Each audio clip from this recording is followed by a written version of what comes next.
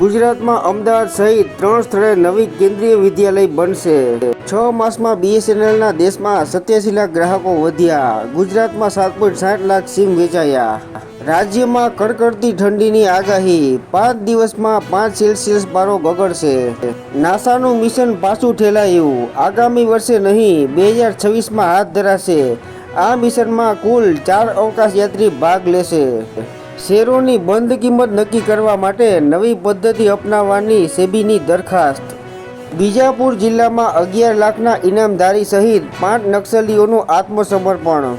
સુબ્રમણ્યમ સ્વામીની અરજી પર દિલ્હી હાઈકોર્ટમાં સુનાવણી। રાહુલની નાગરિકતા પર સવાલ। હાઈકોર્ટે કેન્દ્રનો જવાબ માંગ્યો।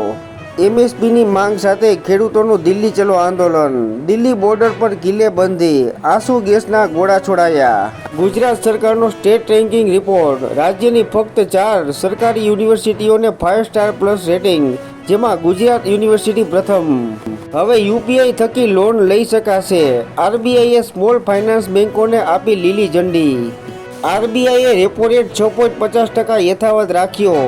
મોનેટરી પોલિસીની બેઠકમાં 4:2ની બહુમતીથી નિર્ણય।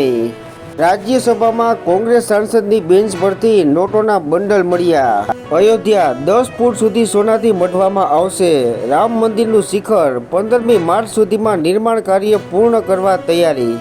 વર્ષ 2024 બોલિવૂડ ફિલ્મો માટે સારું રહ્યું। સ્ત્રી 2 સહિતની ફિલ્મોએ બોક્સ ઓફિસ પર રાજ કર્યું। મારુતિ સુઝુકીએ આપ્યો ઝટકો।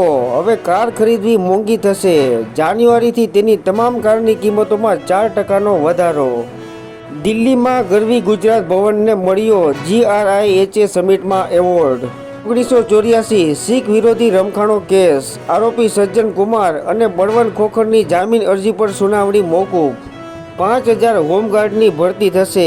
MK દાસ। બાંગ્લાદેશના નેતાઓ ભારત વિરુદ્ધ ઝેર ઓકી રહ્યા છે। વચગાળાની સરકારના ભારત સાથેના સંબંધોમાં સતત વિવાદ। બાંગ્લાદેશ આડું ફાટ્યું। ભારત સાથેની ખેંચતાણ વચ્ચે 2 રાજદ્વારીઓને પાછા બોલાવ્યા।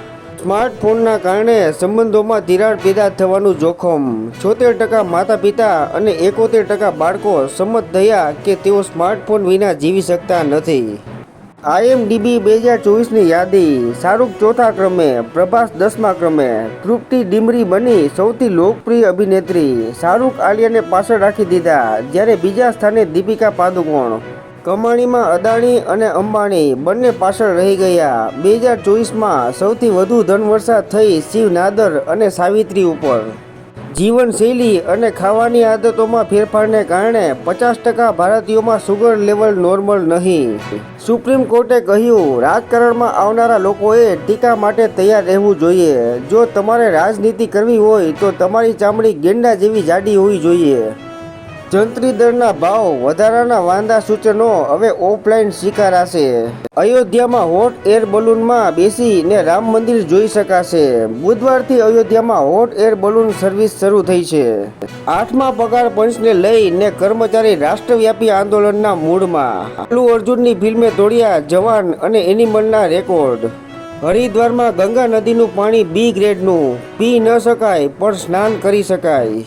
અંતરિમ સરકારનો દગલખી નિર્ણય। બાંગ્લાદેશમાં ચલણી નોટોમાંથી શેખ મુજીબુર રહેમાનનો ફોટો હટાવાશે।